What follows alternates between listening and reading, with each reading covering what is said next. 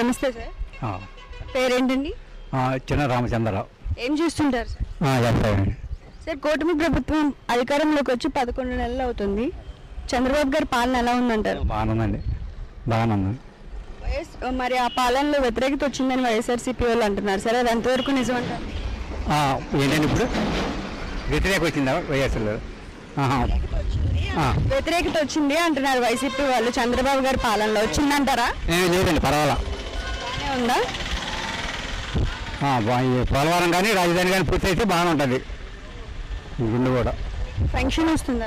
వస్తుందండి, టైంకి వచ్చేస్తుందా? వస్తుంది, బాగానే వస్తుంది. ఇంతకు ముందు వాలంటీర్ వాళ్ళు ఇచ్చేవారా?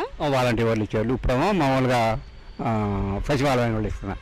మీరు వెళ్తున్నారా, వాళ్ళు ఇస్తున్నారు? వాళ్ళు ఇచ్చేస్తున్నారు, వాళ్ళే వచ్చేస్తున్నారు. వాలంటీర్ వాళ్ళు లేకపోవడం వల్ల మీకు ఏమైనా ఇబ్బంది కలుగుతుంది? ఏం లేదు, ఇబ్బంది ఏం లేదు. టైం టు టైం అన్ని పనులు అయిపోతున్నాయి. తిరిగి మళ్ళీ వాలంటీర్ వ్యవస్థ పెడతానంటే మీ అభిప్రాయం ఏంటి? ఈ సచివాలయాలు సరిపోతున్నారు, ఇంకా వాలంటీర్ దండకాలకు ఉంటారు. అవసరం లేదా? అవసరం లేదు. 2027లో మళ్ళీ వైఎస్ జగన్మోహన్ రెడ్డి పాదయాత్ర చేస్తానంటున్నాడు. ప్రజలు ఆదరిస్తారంటారా? ఇస్తారండి. ఇప్పుడు ఒకళ్ళే ఉండకూడదులేండి, వాళ్ళు కొండి వీళ్ళు కూడా ఉండాలి. ఒకవేళ జగన్ అధికారంలోకి వస్తే అమరావతిని రాజధానిగా ఉంచుతారా, తీసేస్తారా? ఒకసారి కట్టిన తర్వాత ఇంకేటకి తిరిగేస్తారండి. అంటే ఈ గవర్నమెంట్లో అమరావతి రాజధాని పనులు అయిపోతాయి అంటారా? అంటారు, ఈ 4 ఏళ్ళలో పూర్తి చేసేస్తారు. కట్టిన తర్వాత మీరు పడబడుతూ ఉంటుందా? ఉండదుగా. ఆంధ్ర రాష్ట్ర ప్రజలకు పథకాలు కావాలా, అభివృద్ధి కావాలా? పథకాలు కావాలి, అభివృద్ధి కూడా కావాలండి. రాజధాని కానీ పోలవరం ప్రాజెక్టులు కానీ కావాలి, పూర్తి అవ్వాలి. అదే చంద్రబాబు హయాంలో నిరుద్యోగ సమస్య తీరుతుందా? నిరుద్యోగం ఎంతమందికైనా ఇస్తారులేండి. అది మాత్రం ఎంతమందికి వెళ్తే చదువుకున్న వాళ్ళు ఎక్కువైపోయారు కదా. వ్యవసాయం చేస్తావా? వ్యవసాయం. పిల్లలు ఉన్నారా? అయిపోయినాయి, పెళ్ళిళ్ళు అయిపోయినాయి. వాళ్ళు ఏం చేస్తారు? వ్యవసాయమేనండి. అందరూ వ్యవసాయమే. మరి మీకు రావాల్సిన రైతు భరోసా అన్ని కరెక్ట్గా వస్తున్నాయి. మోడీ గారు వేసాడు. ఈ మధ్యన కొంచెం పెండింగ్లో ఉండే, అవి కూడా పడిపోయినాయి. మరి చంద్రబాబు నాయుడు గారు మరి వేయాలి. ఇప్పుడు ఇప్పుడు వేస్తానంటున్నారు కదా. అదండి రైతు భరోసా. మీకు ఇంకా ఏమున్నాయి? గ్యాస్ సిలిండర్ పథకం ఏం లేదా? ఇంకా ఏమి లేవండి. ఇక గ్యాస్ సిలిండర్ పథకం ఏమి అందుకోలేదా? గ్యాస్ బాగుంటుందండి, ఇస్తున్నారు. అది తీసుకున్నారా? బండ ఇచ్చారండి ఒకటి. ఎలా ఉంది మీ ఊరు సిచ్యువేషన్? రోడ్లు కానీ ఎట్లా ఉంది? పర్వాలేదు, బాగా చేస్తున్నారు. మీ ఊరు ఎమ్మెల్యే బాగా చేస్తున్నారు, బాగా చేస్తున్నారు. నమస్తే సార్, మీ పేరండి? నా పేరు రాజు అండి. ఏం చేస్తుంటారు సార్? నేను వ్యవసాయం అండి. సార్, కూటమి ప్రభుత్వం వచ్చి 11 నెలలు అవుతుంది సార్. చంద్రబాబు గారి పాలన ఎలా ఉందండి? చంద్రబాబు పాలన బాగానే ఉంది మేడం. మీరు ఏం చేస్తుంటారు? నేను వ్యవసాయం అండి. వ్యవసాయం చేస్తుంటారు. అన్ని టైంకి వస్తున్నాయి? అన్నీ బాగానే ఉన్నాయండి. సార్, ఈ పరిపాలనలో వ్యతిరేకత వచ్చిందని వైసీపీ వాళ్ళు అంటున్నారు సార్, అది ఎంతవరకు నిజమండి? అన్నీ ఉపయోగాలు మేడం. వైఎస్ జగన్మోహన్ రెడ్డి గారు పోలీసులను ఉద్దేశించి ఏ ఒక్కరిని విడిచిపెట్టాం, సముద్రాల అవతల ఉన్నా కూడా లాక్కొచ్చి మరి మీ అంత చూస్తామని వ్యాఖ్యలు చేస్తున్నారు సార్. మరి జగన్ వ్యాఖ్యలపై మీ స్పందన ఏమిటి? అవన్నీ చెప్పలేము మేడం. నేను అధికారంలోకి వస్తే అందరికీ సినిమా చూపిస్తాను జగన్ వ్యాఖ్యలు చేస్తున్నారు, దాని మీద మీ అభిప్రాయం?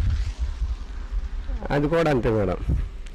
2027లో జగన్మోహన్ రెడ్డి గారు పాదయాత్ర చేస్తానంటున్నాడు, ప్రజలు ఆదరిస్తారా? అటు ఇటుగా ఉంది మేడం. వైఎస్ జగన్కి Z+ సెక్యూరిటీ కావాలట, ప్రభుత్వాలు ఇస్తాయంటారా? చెప్పలేము మేడం. ఒకవేళ జగన్ అధికారంలోకి వస్తే అమరావతిని రాజధానిగా ఉంచుతాడా? అది అటు ఇటుగానే ఉంది మేడం. ఉంచుతాడనా, తీసేస్తాడనా? ఒత్తే చేయొచ్చు, లేకపోతే లేదు మేడం. చంద్రబాబు గారు మే నెలలో తల్లికి వందనం ఇస్తా అన్నారు, మే నెల వచ్చేసింది, మరి ఆ పథకం అమల్లోకి వస్తుంది అనుకుంటున్నారా? వస్తాం అనుకుంటున్నాం మేడం. ఆంధ్ర రాష్ట్ర ప్రజలకు పథకాలు కావాలా, అభివృద్ధి కావాలా? అభివృద్ధి కావాలి, పథకాలు కావాలి మేడం. చంద్రబాబు హయాంలో నిరుద్యోగ సమస్య తీరుతుందా? తీరుతుందంటే నిదానంగా. సార్, మీరు రైతు అంటున్నారు, మీకు రావాల్సిన బెనిఫిట్స్ అన్ని కరెక్ట్గా వస్తున్నాయా? వస్తున్నాయి మేడం. ఇంట్లో పెద్దవాళ్ళు ఉన్నారా సార్? తల్లిదండ్రులు చనిపోయారు మేడం. పెన్షన్ తీసుకునే వాళ్ళు అలా ఎవరు లేరా? పిల్లలు ఏం చేస్తుంటారు? పాప పెళ్ళి అయిపోయింది, ఒక పాప. ఏ స్కూల్లో చదివించారు ఆవిడని? 10th వరకు చదివింది మేడం, తర్వాత మ్యారేజ్ అయిపోయింది. మ్యారేజ్ చేస్తారా? మీకు రైతు భరోసా అవన్నీ వస్తున్నాయా? మీ పొలాల్లో కరెంట్ అది కరెక్ట్గా ఉంటుందా? ఉంటుంది మేడం. కరెంట్ ఛార్జీలు ఏమైనా పెరిగినాయా? ఏం పేర్లేదు మేడం. బాగానే ఉంటుందంట, అసలు ఏ సమస్య లేదండి? ఏ సమస్య లేదు. Okay, thank you. YS Jaganmohan Reddy గారు 2.0 చూపిస్తా, అందరికీ సినిమా చూపిస్తా, 2027లో పాదయాత్ర చేస్తా, కూటమి ప్రభుత్వాన్ని కోకట వేలతో పెకలిస్తానని చెప్పి జగన్మోహన్ రెడ్డి గారు పెద్ద ఎత్తున శపథాలు చేస్తూ ఉన్నారు. జగన్మోహన్ రెడ్డి గారు ఎప్పుడైతే ఈ కూటమి ప్రభుత్వం అధికారంలోకి వచ్చిందో అప్పటి నుండి కక్ష సాధింపు రాజకీయాలు మొదలుపెట్టేశారు. ఒక రకంగా చెప్పాలంటే, అరే మనం ఓడిపోయామే, ప్రజల్లోకి వెళ్తే ఏ రకంగా రిసీవ్ చేసుకుంటారో, మనం ప్రజల్లో అప్పట్లో అది చేస్తాం ఇది చేస్తానన్నాం కానీ ఏది చేయలేదు, పథకాలు అనే పేరుతో ప్రజలను మభ్య పెట్టాం, రేపు పొద్దున ఓట్లు అడగాలంటే ఏ రకంగా వెళ్ళి మాట్లాడతామని చెప్పి ఇలాంటి ఆటల మీద కార్యాచరణ చేయకుండా బెదిరింపు చర్యలు పాల్పడితే రేపొద్దున అధికారంలోకి వచ్చేస్తామని చెప్పి జగన్మోహన్ రెడ్డి అనుకుంటున్నాడు. ఇలాగే జగన్మోహన్ రెడ్డి గత 5 సంవత్సరాలు చేసినట్టు పరిపాలన ఏంటి? డ్రామాలు, కోడికత్తి డ్రామాలు చూశారు, గులకరాయి డ్రామాలు చూశారు, బాబాయ్ గొడ్లపోటు డ్రామాలు చూశారు. ఇలాంటి అన్నీ చూసిన ప్రజలు ఈ రోజున వైఎస్ఆర్సీపీ పార్టీకి 11 సీట్లు ఇచ్చారు. మళ్ళీ ఇదే కథా స్క్రీన్ ప్లే దర్శకత్వం వహించేలా మళ్ళీ వీటినే రివర్స్ అటు తిప్పి ఇటు తిప్పి మారేడుగా చేసినట్టు మళ్ళీ వీటినే మ్యానిపులేట్ చేయడం వల్ల మళ్ళీ ఓట్లు వచ్చేస్తాయని చెప్పి జగన్మోహన్ రెడ్డి భావిస్తూ ఉన్నాడు. అయ్యా జగన్మోహన్ రెడ్డి గారు, ఆంధ్ర రాష్ట్ర ప్రజలు చాలా పెద్ద క్లారిటీ అవుతూ ఉన్నారు సార్. గతంలో మీకు 150 సీట్లు ఇచ్చిన ప్రజలు ఈ రోజున 11 సీట్లు ఇచ్చారంటే రేపు రాబోయే రోజుల్లో డిపాజిట్లు కూడా మీకు వస్తాయి లేదని నమ్మకం లేకుండా అయిపోయిందండి. ఎందుకంటే ప్రజల్ని మంచి చేశారనుకోండి, ప్రజలకి నెత్తి మీద పెట్టుకుంటున్నారు. అదే ప్రజల్ని మోసం చేసి ఏదైనా తేడా చేసిననుకో నట్టేట ముంచేస్తున్నారు అంతే. అంటే ఉన్న పలంగా అదంపాతాలంగా తొక్కేస్తూ ఉన్నారు. ఈరోజున కూటమి ప్రభుత్వం కూడా అదే చేస్తూ ఉంది. ప్రజలకి మంచి చేయాలి, రేపొద్దున అధికారంలో రావాలంటే జగన్మోహన్ రెడ్డి ఏదో మాయ మాటలు చెప్పినట్టు ఇలాంటివి చేస్తే కనుక ఖచ్చితంగా రేపొద్దున అధికారంలో రావు. ప్రజలకు ఉన్నదన్నట్టు ఏదైతే వాగ్దానాలు చేసామో ఆ సూపర్ 6 పథకాలు అవలంబించే తీసుకు అడుగులు చేస్తూ ఉన్నారు, అడుగులు ముందుకు వేస్తూ ఉన్నారు. మరొకటి అభివృద్ధి పనులు కూడా ఒకటొక్కటిగా చేసుకుంటూ వస్తూ ఉన్నారు. అన్నిటి ప్రకారంగా ప్రజలకు ఇచ్చిన హామీలు నెరవేర్చి తీసుకు అడుగులు ముందుకు వేస్తూ ఉన్నారు. ఈ వైఎస్ఆర్సీపీ పార్టీ వాళ్ళు పాడిందే పాట మీకు తెలియదేముంది? వ్యతిరేకత వచ్చేసింది, దౌర్జన్యాలు పెరిగిపోయినాయి, రకరకాలుగా ఇబ్బంది పెట్టేస్తుంది కూటమి ప్రభుత్వం అని చెప్పి మాట్లాడుతూనే ఉంటారు. కానీ కూటమి ప్రభుత్వం సైలెంట్గా తన పని తాను చేసుకుంటూ వెళ్ళిపోతూ ఉంది.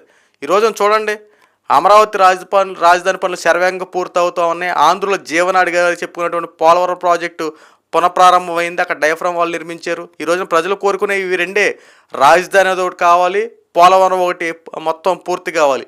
రాజధాని పట్ల ఈరోజున కూటమి ప్రభుత్వం వ్యవహరిస్తున్న తీరు సార్ చూడండి. ఈ రోజున అమరావతి రాజధాని పట్ల సుమారు 70,000 కోట్ల రూపాయలకు పైగా నిధులు తీసుకొచ్చి పనులు వేగవంతం చేస్తున్నారంటే ఎంత చిత్తశుద్ధిగా పనిచేస్తున్నారో ఒకసారి చూడండి. అలాగే పోలవరం ప్రాజెక్టులో కూడా కూటమి ప్రభుత్వం చేస్తున్న పని ఒకసారి చూడండి. ఈ పోలవరం ప్రాజెక్టులో డయాఫ్రామ్ వాల్ దెబ్బతింది. ఈ రోజున కూటమి ప్రభుత్వం అధికారంలోకి వచ్చిన తర్వాత ఈ డయాఫ్రామ్ వాల్ 970 కోట్ల రూపాయలు పెట్టి అక్కడ డయాఫ్రామ్ వాల్ వేసింది. ఆ ఇసుక మొత్తం క్లియర్ చేసింది. ఈ రోజున మళ్ళీ పోలవరం ప్రాజెక్టుకి సంబంధించి ఈ యొక్క పనులు శరవేగంగా పూర్తవుతూ ఉన్నాయి. ఉచిత ఇసుక పాలసీని అవలంబించారు. ఈ ఉచిత ఇసుక పాలసీ వల్ల ఈ రోజున భవన నిర్మాణ కార్మికుల యొక్క పనులు బేభత్సంగా జరుగుతూ ఉన్నాయి. ఈ రోజున చాలా బాగుంది. ఎందుకంటే వాళ్ళు చాలామంది చెప్పేటువంటి మాటలు మనం చూస్తూ ఉన్నాం. గతంలో పనులు దొరక్క ఈ యొక్క టాపీ మేస్త్రీలే కానీ భవన నిర్మాణ కార్మికుల మీద ఆధారపడి ప్లంబింగ్ వర్క్లు ఉంటారు, తర్వాత పెయింటింగ్ వర్క్స్ ఉంటాయి. ప్రతి ఒక్కరికి ఏదైనా సరే ఒక ఇల్లు కట్టాలంటే ముందు ఆ టాపీ మేస్త్రీలే కదా, అది అయితే ఆటోమేటిక్గా రకరకాలుగా ఉపాధి హామీ పనులు దొరుకుతూ ఉంటాయి. అలాగా ప్రతి ఒక్క ఇవన్నీ ఆగిపోయినాయి. ఈరోజు ఉచిత ఇసుక పాలసీని అవలంబించేపాటికి ఫ్రీగా ఇసుక వెళ్తూ ఉంది, పనులు కూడా వేగవంతం జరుగుతూ ఉన్నాయి. దీని మీద కూటమి ప్రభుత్వం ఎంత శ్రద్ధ వహించిందో చూడండి. ఇక పేదవాడు ఆకలి తీర్చే విధంగా అన్నా క్యాంటీన్లు రీఓపెన్ చేశారు. అన్నా క్యాంటీన్లు రీఓపెన్ చేసి ప్రతి పేదవాడికి ఈరోజు 3 పూటలు భోజనం పెడుతున్నారు. పొద్దున్న టిఫిన్, మధ్యాహ్నం భోజనం, రాత్రి భోజనం చేశారు. 3 పూటలు పెట్టి ప్రజల ఆకలి తీర్చే విధంగా చర్యలు తీసుకుంటా ఉన్నారు. అనేక రకాలుగా ఈ రోజున కూటమి ప్రభుత్వం ఇచ్చిన వాగ్దానాలు నిలబెట్టుకునే దిశగా అడుగులు ముందుకేస్తుంటే ప్రజల్లో వ్యతిరేకత వచ్చేసింది, దౌర్జన్యాలు పెరిగిపోయని చెప్పి వైఎస్ఆర్సీపీ పార్టీ వాళ్ళు మాట్లాడడం ఎంతవరకు కరెక్ట్ అండి? చంద్రబాబు నాయుడు గారు మాట ఇస్తే నిలబెట్టుకుంటారండి. ఇక్కడ ఇంకొకటి, కూటమి ఒక టీడీపీ పార్టీ ఒకటే లేదు, ఇక్కడ జనసేన ఉంది, బీజేపీ ఉంది. ఈ 3 పార్టీల కలయికతో కూటమి పార్టీ ఏర్పడడం. కూటమి పార్టీలో ఎవరైనా సరే అన్న మాట నిలబెట్టుకోకపోతే ఖచ్చితంగా ఊరుకునే ప్రసక్తి లేదు. ఎందుకంటే 3 పార్టీల కలయికతో ఉన్నప్పుడు చాలా ఒళ్ళు దగ్గర పెట్టుకుని పనిచేస్తూ ఉన్నారు. ఇక్కడ ఆంధ్ర రాష్ట్రంలో చంద్రబాబు నాయుడు గారు, పవన్ కళ్యాణ్ గారు ఏదైతే హామీలు ఇచ్చారో ఎన్నికల్లో హామీలు నిలబెట్టుకునే క్రమంలో అడుగులు ముందుకేస్తూ ఉన్నారు. నిధులు కూడా కేంద్రంలో ప్రధానమంత్రి నరేంద్ర మోడీ గారు సపోర్ట్ ఉండబట్టి ఏ పనికి సంబంధించి ఎంతెంత నిధులు కావాలో చాలా కూలంకుశంగా మనకి నరేంద్ర మోడీ గారు సహాయం చేయడం ఆంధ్ర రాష్ట్రానికి ఈ రోజున రూపురేఖలు మారబోతూ ఉన్నాయి. ఒకసారి అమరావతి రాజధాని నిర్మాణానికి 70,000 కోట్ల రూపాయలు పైగా నిధులు వచ్చినాయి అంటే ఈ రోజున నరేంద్ర మోడీ గారి యొక్క కృషి వల్లనే ఈ రోజున కూటమి ప్రభుత్వం ఇలా ఎంత జత కట్టి నరేంద్ర మోడీ గారి సపోర్ట్తో ఆంధ్ర రాష్ట్రాన్ని రూపురేఖలు మారుస్తున్నారంటే ఒకసారి చూడండి. అనేక పారిశ్రామికవేత్తలు ఇక్కడ పెట్టుబడులు పెట్టడానికి వస్తున్నారంటే ఒకసారి ఆలోచించండి. రాబోయే రోజుల్లో కూటమి ప్రభుత్వం అన్నమాట ప్రకారంగా అన్నీ నెరవేర్చి తీసుకు అడుగులు ముందుకు వేస్తుంది. ఇందులో ఎటువంటి సందేహం లేదు. వైఎస్ఆర్సీపీ పార్టీ వాళ్ళు 29లో కాదు కదా, మీరు ఎన్ని సంవత్సరాలు గడుపుకున్నా సరే అధికారంలో రావడానికి నో ఛాన్స్. కూటమి ప్రభుత్వం అందే హవా కొనసాగుద్ది. ఎట్టి పరిస్థితుల్లో కూటమి ప్రభుత్వం గద్దె దించడం ఎవరి వల్ల కాదు.